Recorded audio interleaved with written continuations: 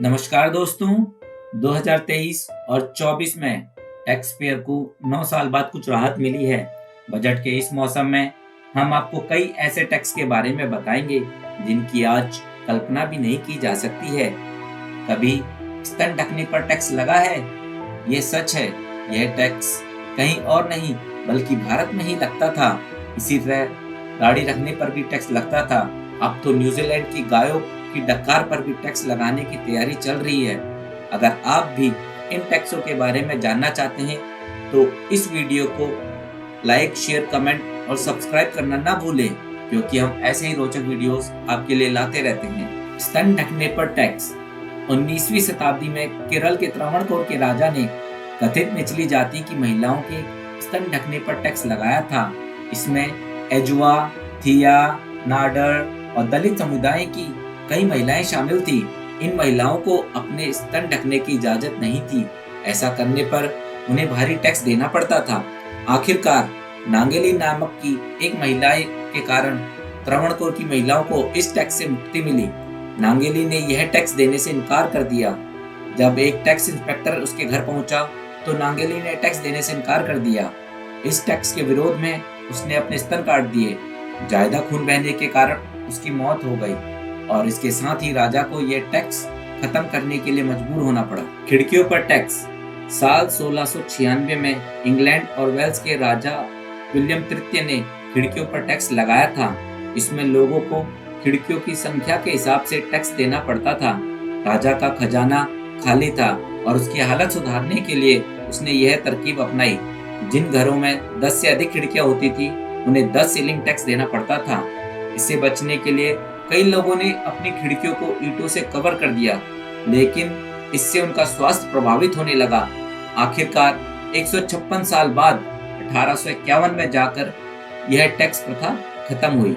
दाढ़ी पर टैक्स। साल 1535 में इंग्लैंड के सम्राट हेनरी अष्टम ने दाढ़ी पर टैक्स लगा दिया था।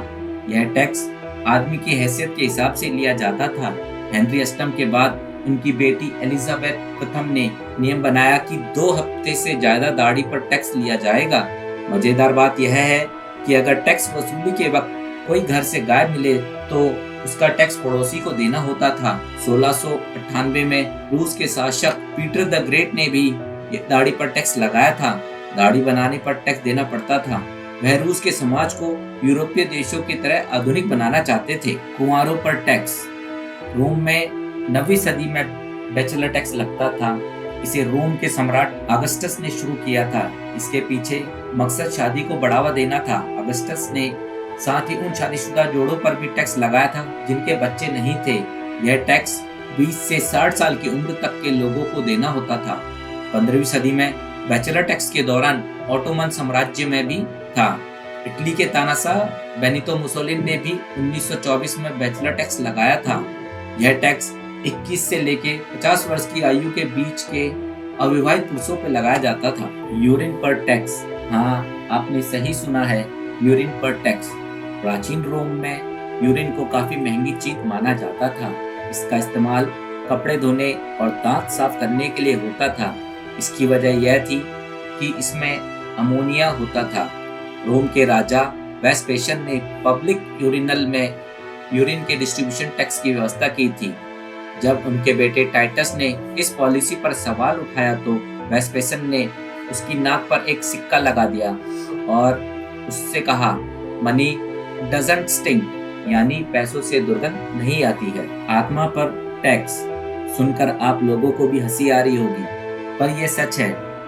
रूस के राजा पीटर द ग्रेट ने 1718 में सोल यानी आत्मा पर भी टैक्स लगाया था। यह टैक्स उन लोगों को देना पड़ता था जो आत्मा जैसी कोई चीज पर यकीन करते थे। जो आत्मा में यकीन नहीं रखते थे उनसे भी टैक्स लिया जाता था।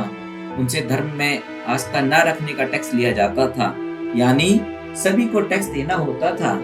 कहा जाता है कि चर्च और अशुभदार लोगों को छोड़कर सबको ये टैक्स देना होता था। इस टैक्स में भी वसूली के समय टैक्स पेयर घर से गायब होता तो पड़ोसी को देना होता था। गायों की डकार पर टैक्स। न्यूजीलैंड में मवेशियों की डकार पर किसानों को टैक्स चुकाना होगा। ग्लोबल वार्मिंग के लिए जिम्मेदार ग्रीन हाउस गैसों की समस्या से निपटने के लिए न्यूजीलैंड ने यह कदम उठाया है। मवेशियों के डकारने पर किसान से यह टैक्स वसूला जाएगा।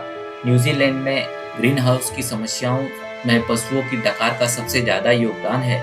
रिसर्च के मुताबिक मवेशियों की डकार से ग्रीन हाउस गैसों का उत्सर्जन होता है, जिससे पर्यावरण को नुकसान होता है। किसानों को 2025 से अपने मवेशियों की डकार पर टैक्स देना होगा।